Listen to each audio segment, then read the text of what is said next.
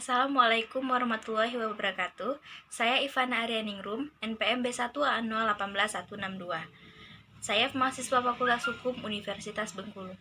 Nah, di video kali ini saya akan menjelaskan materi tentang hukum perbankan dan pembiayaan mengenai pembiayaan konsumen dengan dosen pengampu Editya Warman, SHM dan Siti Hatikasari, SHMH. Pengertian pembiayaan konsumen. Pembiayaan konsumen adalah badan usaha yang melakukan pembiayaan pengadaan barang untuk kebutuhan konsumen dengan sistem pembayaran angsuran atau berkala. Pembiayaan konsumen merupakan salah satu bidang usaha lembaga pembiayaan. Menurut Peraturan Presiden Nomor 9 Tahun 2009, pembiayaan konsumen atau consumer finance merupakan kegiatan pembiayaan untuk pengadaan barang berdasarkan kebutuhan konsumen dengan pembiayaan secara angsuran. Pembiayaan konsumen merupakan salah satu lembaga pembiayaan yang secara formal di Indonesia masih relatif baru.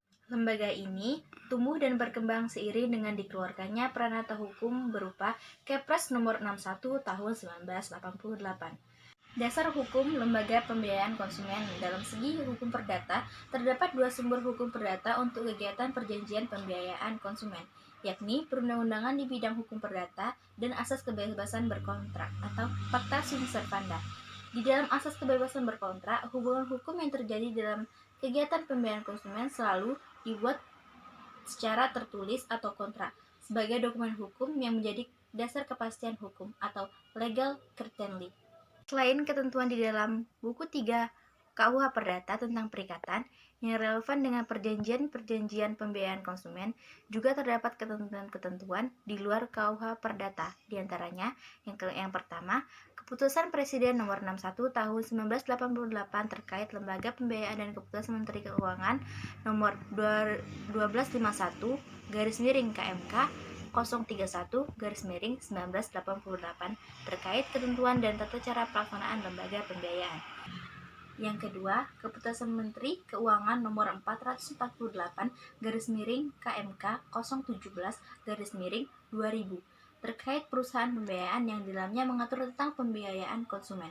Namun terdapat perubahan beberapa pasal dalam Keputusan Menteri Keuangan Nomor 448/KMK 017/2000 terkait perusahaan pembiayaan, yakni dengan dikeluarkannya Keputusan Menteri Keuangan Nomor 172 KMK 02/2002 tentang perubahan atas Keputusan Menteri Keuangan Nomor 448/KMK 017/2000 terkait perusahaan pembiayaan. Perubahan beberapa pasal dalam keputusan menteri tersebut diajukan untuk penyesuaian dan penyempurnaan.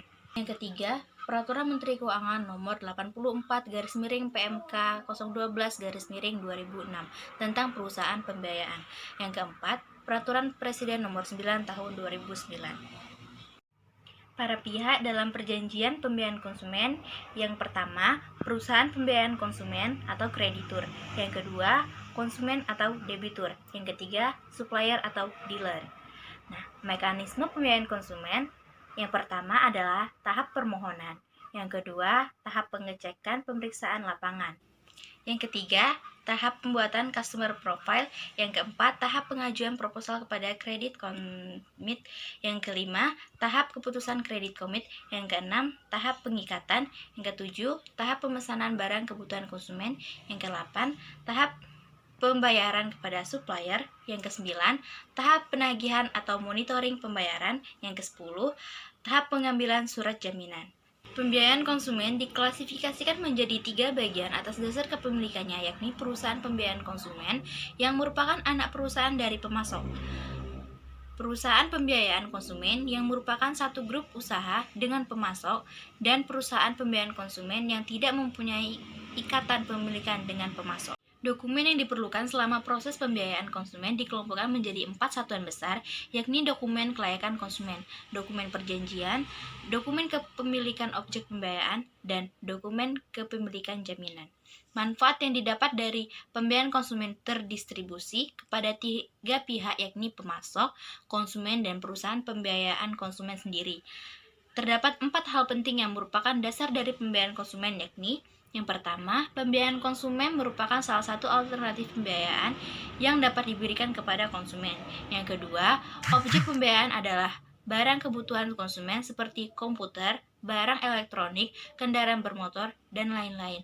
Yang ketiga, sistem pembayaran angsuran dilakukan secara berkala, biasanya secara bulanan dan tagihan langsung kepada konsumen. Yang keempat, jangka waktu pengembalian bersifat fleksibel, tidak terkait dengan ketentuan.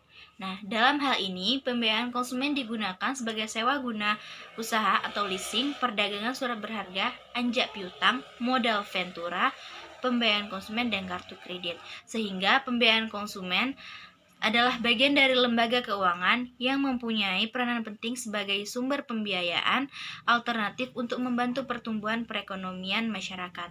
Sekian penjelasan dari saya. Terima kasih. Wassalamualaikum warahmatullahi wabarakatuh.